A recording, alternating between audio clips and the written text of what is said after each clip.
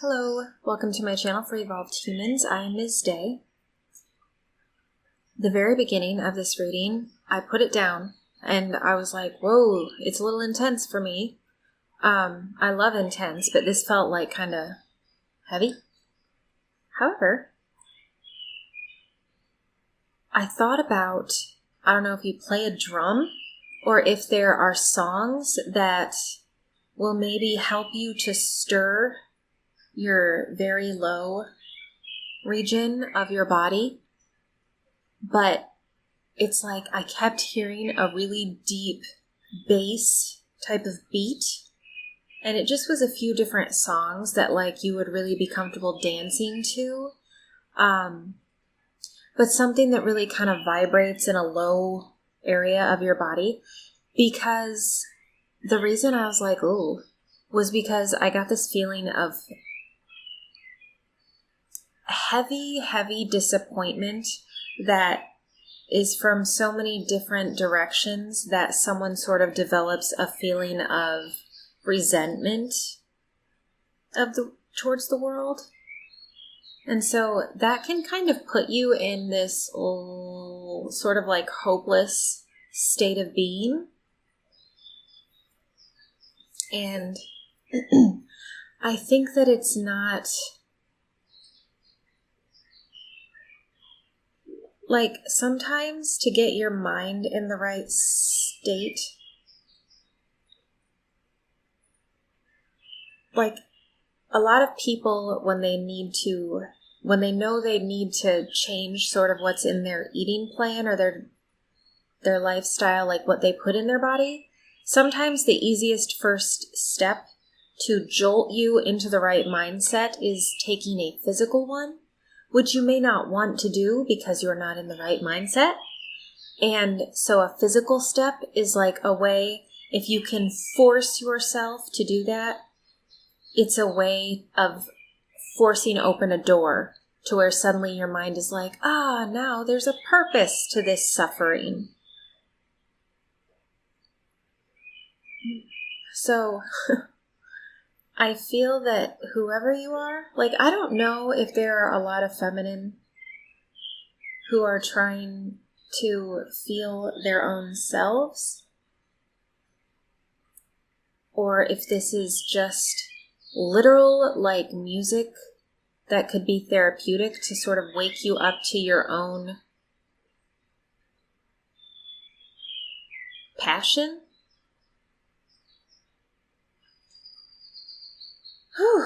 So there's a depth that's like missing somewhere that I know exists, and it's like that's how you physically kind of draw it out.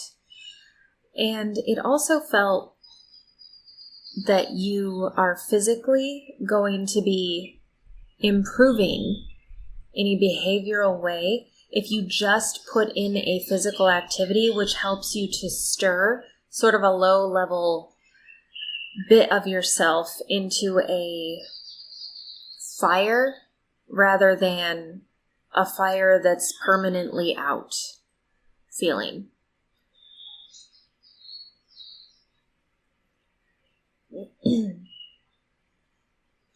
This made me feel like it made me picture someone who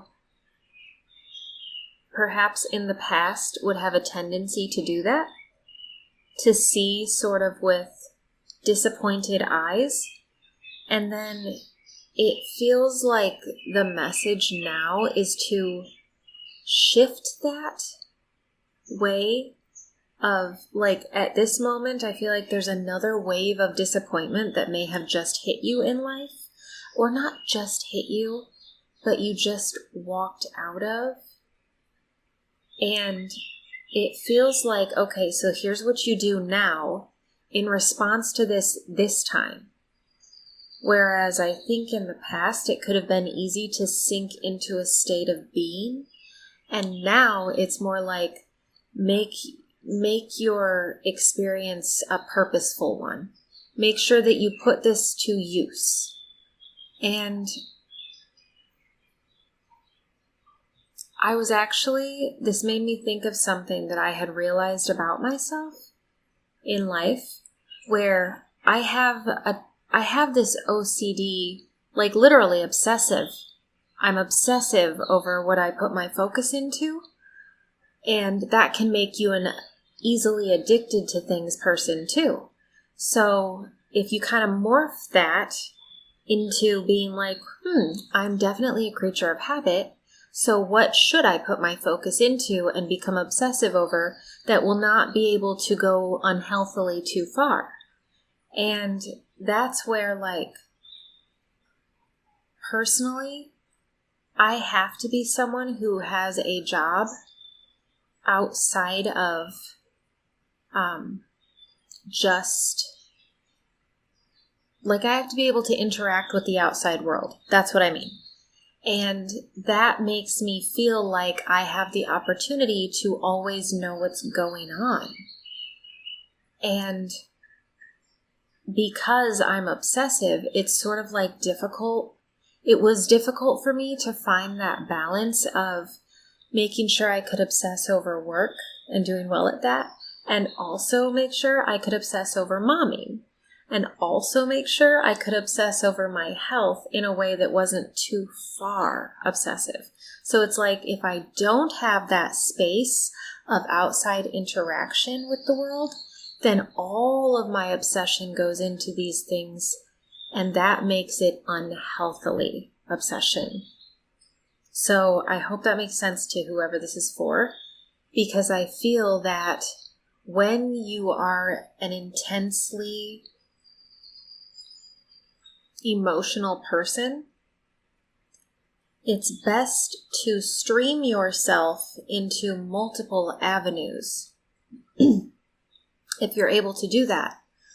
And this may sound odd to many people, but I don't think it will. If this is like your reading, it's almost like they're telling you you have so many different aspects of yourself and interests and one spout of creativity at the middle of it all. So it's like when things become negative on the outside world, it's like it's very easy for you to connect to that and to not be able to see past it just because you see it so well. And so it's like, don't see this as a bad thing. That's how I feel about it personally. Like, I don't see, when I say like I have an obsessive way about like, I don't see that as bad. I see that as my purpose. My purpose is to go crazy fast at whatever I go at. That's my way. And I feel that something I've learned about myself is when I have more going on, like when I have more to juggle, the better I am at juggling. When I have too little to juggle, I juggle very badly because I pour too much of myself too fast. Like my passions go badly if I don't have enough things to put them into.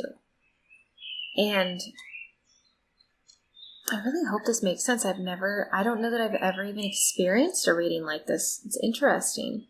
So then I'm like, in the readings, what do you need? What can you control? What can you grab hold of? This feels very much like what you need to do is see yourself as, this just happened in a reading. In one of my readings, one of the coolest people said that we are art, that everything is art. And that's exactly what this reading is kind of saying about whoever you are, where it's like, if you can change your view of, okay, here's all of the dark stuff, what can I do with that? Very silly connection, but I have this children's book, and it's like Baby Daisy and Baby Pluto. And Pluto is a dog, so he like runs through the kitchen in this book, and Daisy is painting a picture. And she gets super pissed at Pluto because Pluto messed up her picture. And then, because she's sweet, she decides to change the picture and alter it a little bit. And then she's like, oh look, it's still fine. It's still beautiful. I'm okay. And then that way Pluto gets to feel like, oh, I didn't mess everything up just because I'm a dog. I didn't know any better.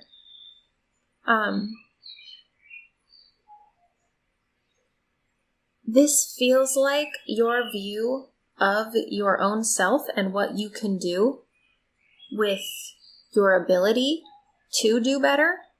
It feels like you can make that something that's pleasant instead of kind of seeing it as all the stuff you have to deal with and cater to about yourself. Instead, it's like, no, see that as actually that's just you're a very complex creature, which is a beautiful thing. Nature is very complex. That's why we have so many different branches of science, because we have no idea what a lot of stuff is. It takes like 100 years for a giant step to be made. And now we're quicker at that. So it's like you have to see yourself in that way where you're like, oh, maybe I see stumbles all over the place, but that's also because that's the only way to success. That's the only way to the right way, is to stumble. So when you see everything outside of yourself like that, and you can see it with kind of like bigger eyes, that's your way of sort of vibrating at an acceptance level with it. Where you're like, oh, okay, everything can look beautiful if I want it to be beautiful in the way that I project it into my world. Like whatever you have the ability to control, you can control, can't you? And that's a really comforting thing. And it's like if all you can do is push yourself through in that way, then that's what you need to do. So with this thing, it feels like one of the things that you can grab hold of and put to use is instead of seeing a disappointing moment and being like, there's nothing I can do to change that, so detach. Instead of fully detaching from control of, or not from control, but from having an effect on the world anyway, even if you don't have a direct effect on that one specific moment, if you have one over here, it can get there. Like it's going to web out somewhere. And if it doesn't start somewhere, it's only going to take longer for that web to reach a moment that you could reach quicker. So this feeling of disappointment thing, it's like, I feel that you can see that it is a tool when you have multiple areas that you may be like triggered by. Put to use whatever it is that you can be obsessive over that can have a good effect. And I feel that you actually have a lot more power than you have yet put to use. You know, it's like I kind of was avoiding saying this because it might sound a little bit odd, but if you can envision, like just picture one person not being able to maybe have a one-person relationship because they have so many relationships with so many different people that they're like, well, I don't have the investment to put into one because I have so many that I'm interactive with. See, it's like, I knew that in words it would sound kind of gross. I don't mean it gross. I mean high level interactions, like conversations, life stuff. So if you consider your own ability to like focus on what you can control in your own space and your own thoughts, it's like that disappointment that can seep in and kind of take over, you can alter it with just your own voice in your head. You can alter it by kind of getting obsessive over what you allow yourself to be affected by.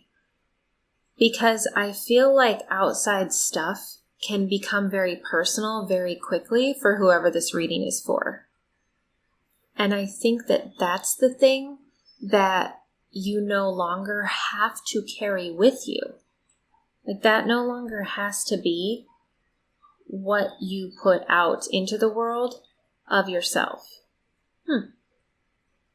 It's actually kind of making me think that if you have detached emotionally from people that you know in life right now still, I feel like if you've detached emotionally, then take this opportunity to detach physically from them in your mind, where you're like no longer allowing time and space for them then.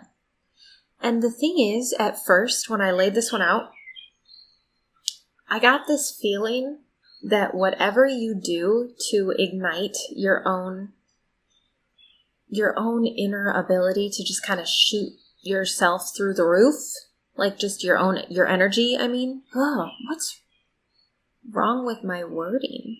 It's like another one that doesn't sound nice, but I super mean your own energy.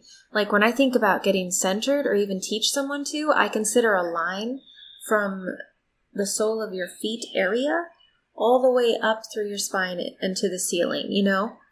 So that's what I mean by that. I want to be really specific.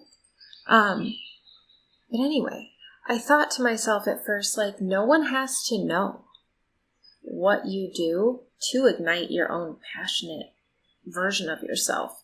No one has to know that. And it also has a right to kind of thrive in there. And that's where this whole seeing yourself as an art piece comes in. Because it's like, you have to know that you have a right to bring yourself up and figure out what it is that you can do that will make a difference.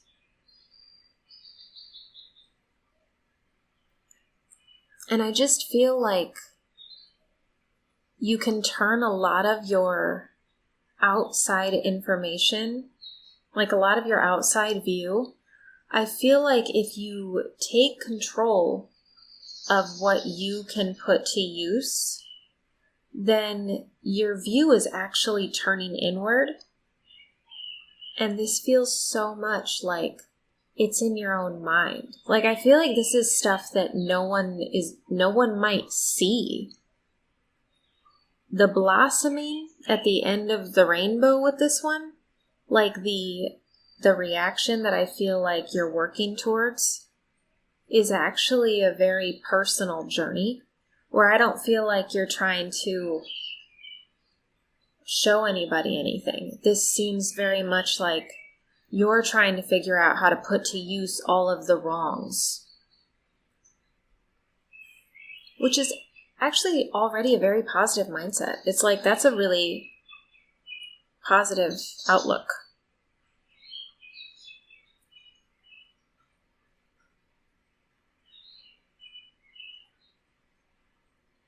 So then it's like your body needs to vibrate with that mindset in order to fully keep going into it. If you don't fully transition, if you don't allow yourself to do that because it gets a little bit weird, then it's just stalling.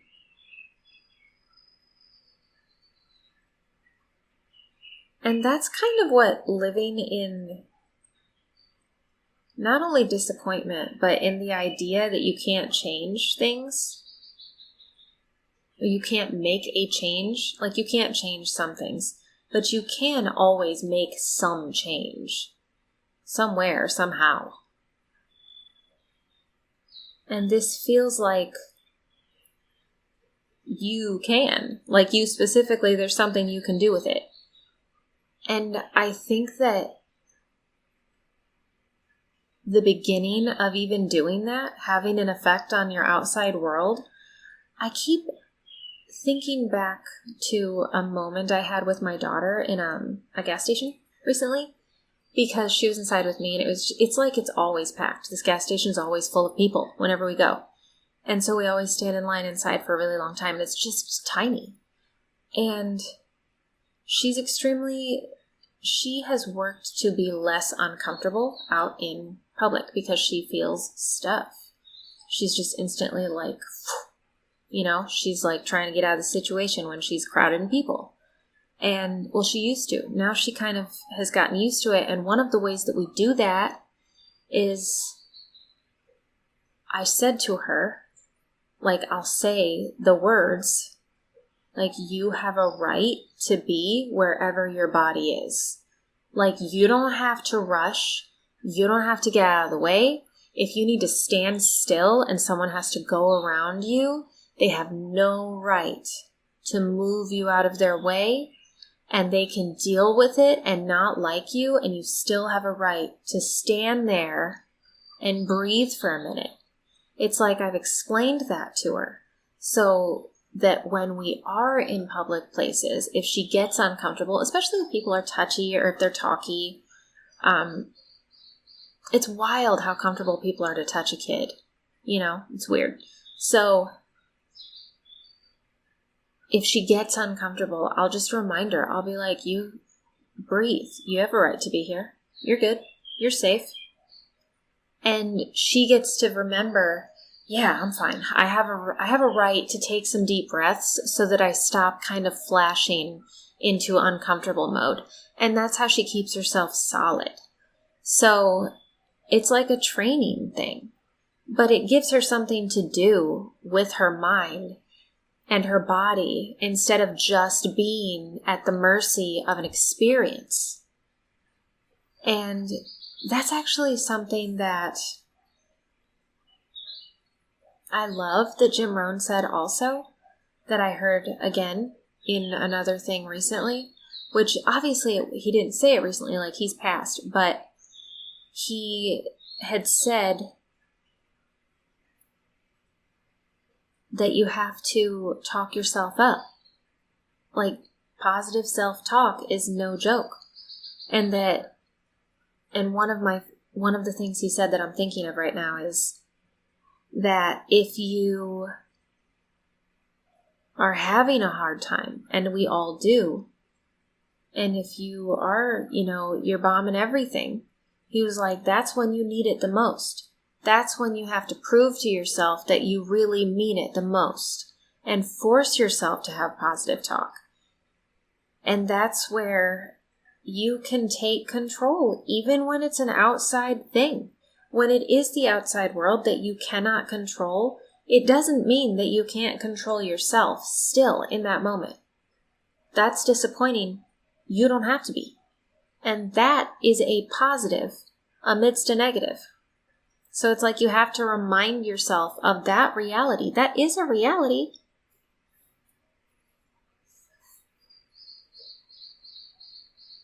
And the other bit of this is, I feel like a lot of this is kind of like saying, don't expect it to come from the outside. Like, don't expect people to do this for you. Like, to do this speaking, to build you up or to remove other thoughts. It's like you have to do that. And you have to have full accountability for it. Sometimes I think this is making me feel like someone is experiencing those moments where I think we can go through an actual period of time that you sort of are in an experience. It could even be one where you're just living somewhere and for whatever reason you can't move at the time that you want to. You can't afford to do something at the time that you want to, or something just doesn't line up quite right for your happiness presently. It seems like we can forget that we do still have a voice in there. You know what else is... Okay, so when I first laid out... I'm going to finish that. You can actually go like weeks at a time and months at a time when you're having a difficult time and you're really overextending yourself, and forget to create new words of encouragement and new reasons to feel capable of going on and on and on, however long it takes. Like, you have to constantly sort of rekindle that inspiration within yourself. And when you don't have people around you encouraging, it's difficult to reflect that. It's difficult to be like, oh, well, I need to do this encouraging thing for myself today. But this feels very much like it's healthy for you to start thinking of what your voice sounds like in your own head and make a sentence. Like, close your eyes if you need to and go inside of your own mind and make a sentence. And I think that's another thing. Use it physically, like use your mouth to say something physically out loud so that your voice is loud enough to echo in here.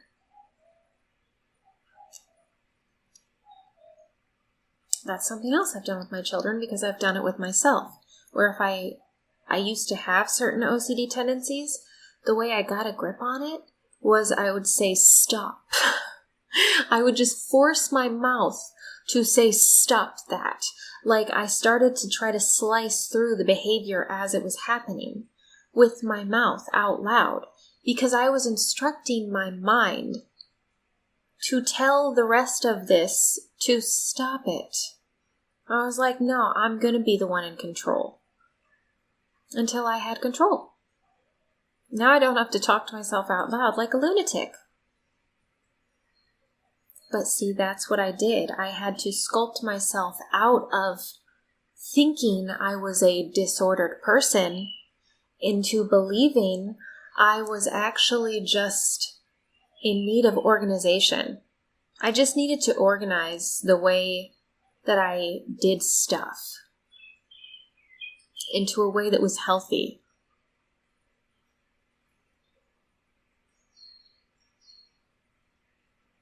So at the beginning of the reading, right before I laid out the cards, I was thinking to myself that I really like who I get to interact with from YouTube because it's like, it feels like people from all over the place. And I feel like I get to interact with people who have a deep care for other people.